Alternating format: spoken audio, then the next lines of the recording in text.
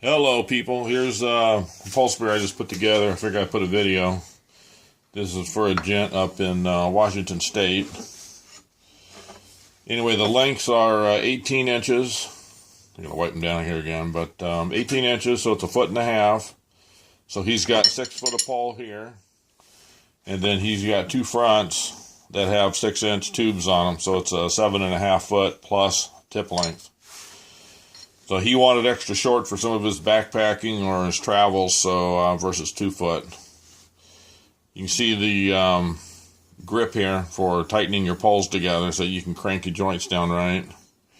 He had to wait a while I made a ring grip on the 18-inch tube. That's the first one of those I've done. That's where your fingers can latch onto it. And I got the extra grip on the front, so when you're cocking it, you got a place to grab onto. You can also snug your hand up here for a little more power shot. So then these guys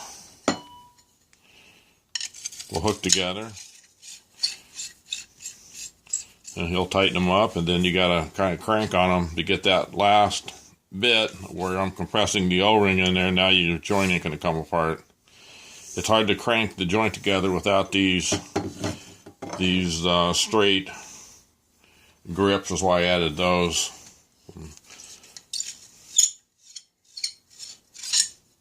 So now he'll have the option of screwing the first part into the second into the third into the fourth. Now it gives him the full length. But then he can also take and screw these two together and then to this one, and then put this one in front of the grip, and then add his tip on, so his point is farther out in front of him in case he's spooking the fish. He could drop one out completely and go with a shorter pole. So this was pretty versatile on the different setups he has that he can run with.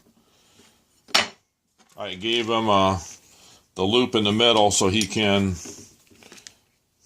moving my hand too fast, he can latch his hand in here and do his twist so you don't, you get a better shot with your pole versus bowing it.